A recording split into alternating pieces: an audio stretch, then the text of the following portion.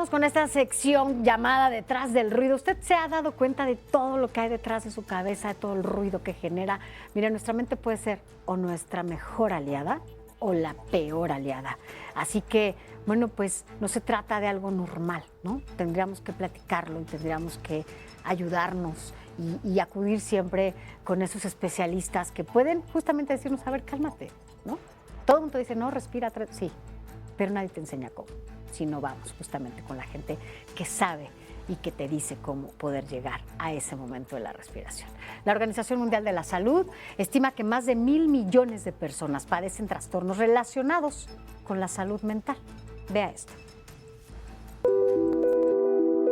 De la salud mental se habla poco y tampoco sabemos cómo cuidarla. Es definida como un estado de bienestar en el cual una persona es consciente de sus propias capacidades, puede afrontar las tensiones normales de la vida o puede trabajar de forma productiva. La Organización Mundial de la Salud estima que más de 1,000 millones de personas padecen trastornos relacionados a esta. En México, al igual que en el resto del mundo, van en aumento. En 2024 se atendieron por distintas condiciones de salud mental a 303,356 personas, principalmente por ansiedad en un 53.8%, seguido de depresión con un 25.1% y trastornos de la conducta con un 7%. De acuerdo con informes de la Comisión Nacional de Salud Mental y Adicciones, la ansiedad y depresión impactan más a los jóvenes de 20 a 29 años y a los adultos de 30 a 49 años. No obstante, para la depresión existe una presencia importante en el grupo de 60 años y más. Es hasta que llega un punto en el que pues hay que ir a urgencias o hasta que la taquicardia por ansiedad ya escala a un ataque de pánico que se le pone atención,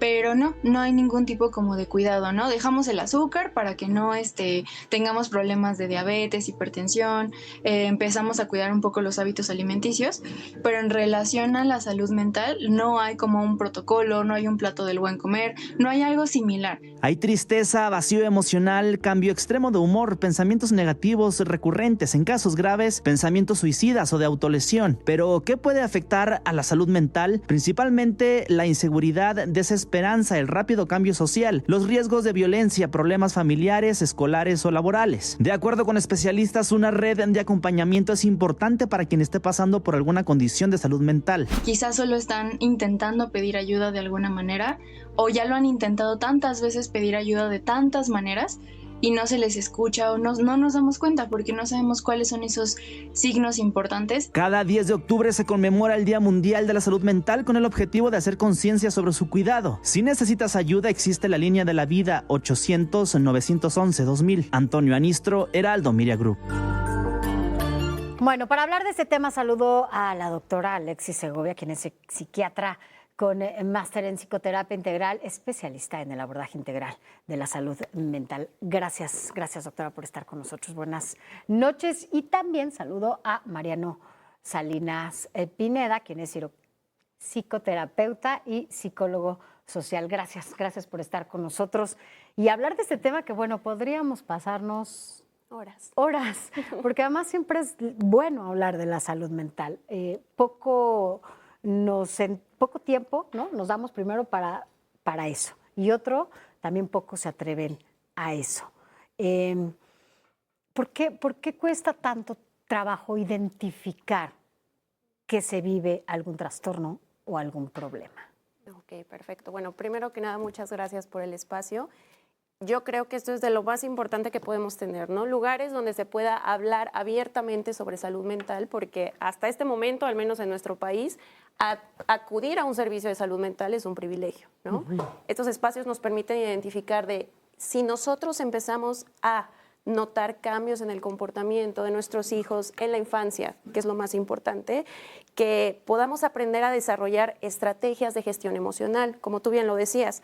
Ahí es donde empiezan las cosas. Si nosotros no sabemos qué es estar triste, qué es estar enojado, qué es estar frustrado, qué es estar ansioso o ansiosa, difícilmente podremos canalizar todas esas emociones hacia algo productivo y empezamos a caer en problemas de salud mental mucho más graves. Claro. Porque además también se va naturalizando, ¿no?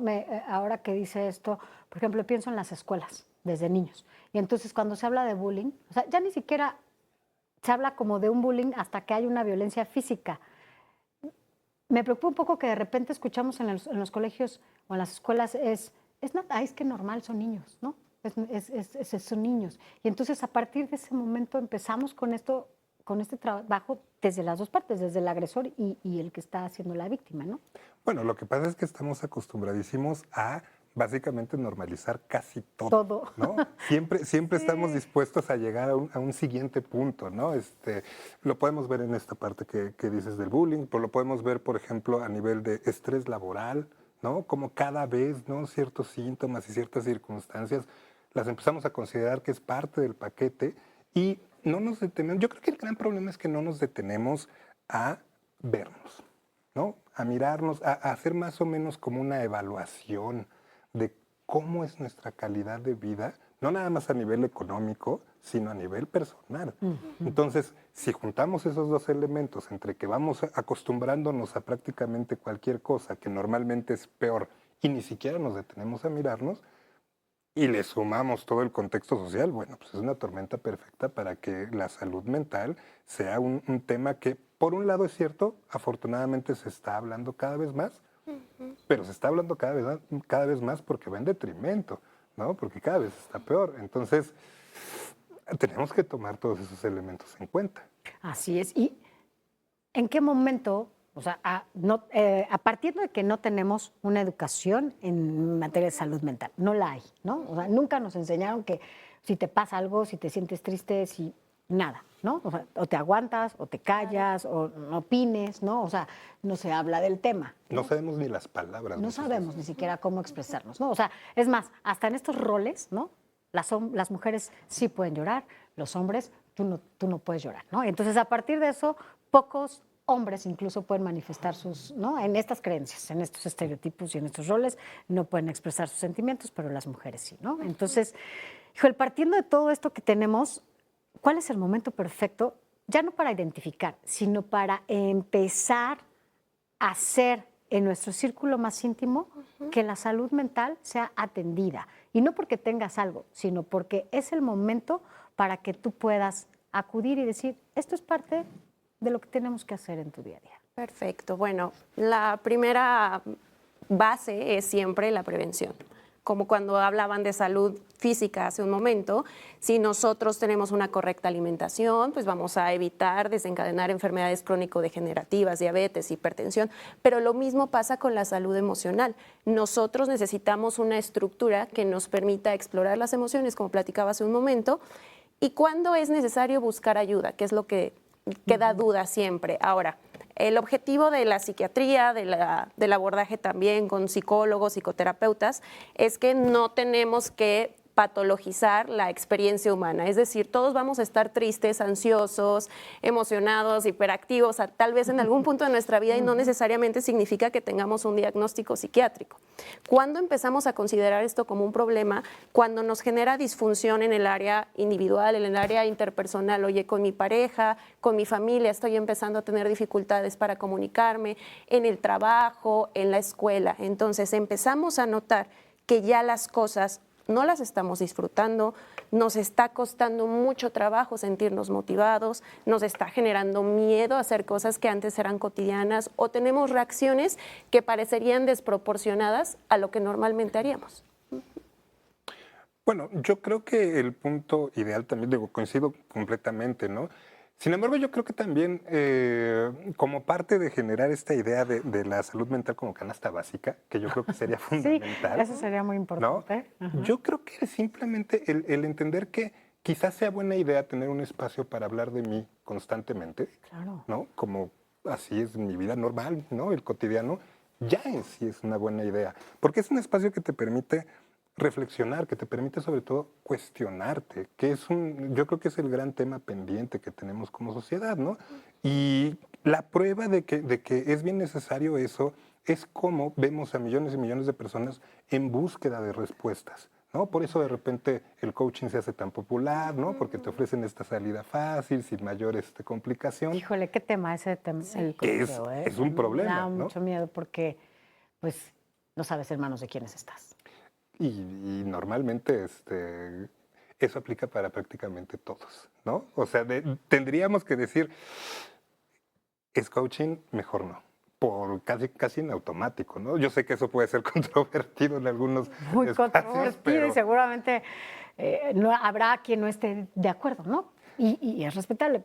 cada quien va con quien se siente bien, pues, pero siempre cuando estás hablando de tu salud y más la mental, ¿no? Creo que es importante siempre acudir con un especialista. Sí, no, eso sin duda, ¿no? Y hay que aclarar, ningún coach es especialista. Así de fácil. ¿Qué hacemos? ¿Qué podemos hacer desde nuestro núcleo más íntimo, ¿no? Como sea, digo, ahora podemos tener hijos, no podemos tener hijos, con las familias, con las parejas, con los amigos. O sea, ¿qué hacer desde nuestro núcleo más íntimo para que la salud mental no se convierta, además de la prevención, en un riesgo a largo plazo? Ok, perfecto. Lo primordial es identificar que la salud mental no nada más es una tarea individual. La salud mental es una tarea colectiva. Como tú lo dices, empieza en el núcleo familiar, pero esto se va extendiendo hacia nuestra comunidad. Si nosotros en el espacio en el que vivimos tenemos problemas constantes de inseguridad, contaminación, la guerra, las noticias que como tú bien decías, ¿no? La información con la que estamos bombardeados segundo a segundo genera muchísima angustia. Entonces, fortalecer primero esas redes de apoyo. Eso, digamos, como tomando en cuenta la canasta básica de la salud mental, fortalecer estas redes, cuidar también a qué estamos expuestos. Hay información que puede ser completamente hostil o negativa. No significa que nos mantengamos desconectados de las noticias, pero sí también tener la capacidad de identificar cuando algo ya no lo estoy sabiendo manejar y entonces mejor me despego un poco de esa dinámica. Y algo que además yo creo que ya es tema muy importante en los últimos años, sobre todo en las últimas semanas, con todo lo que ha pasado respecto a la salud mental de los adolescentes y los niños. En la universidad. Considerar que en esta época los adolescentes y los niños están expuestos a muchísimos más riesgos e información que todavía su sistema nervioso central no está preparado para asimilar como un adulto lo haría, ¿no? Entonces, que como padres, como adultos, seamos conscientes de qué están viendo nuestros hijos, si tienen o no redes sociales, que lo recomendable es que los adolescentes y los niños no tengan redes sociales, si están consumiendo programas de personas que a lo mejor, como bien decían, no son coaches o tienen alguna ideología que no necesariamente está fundamentada en aspectos científicos, que no son personas con certificaciones y que probablemente pueden modificar su percepción de ellos mismos o de su entorno y entonces generar problemas de conducta. Así es. Sí, claro.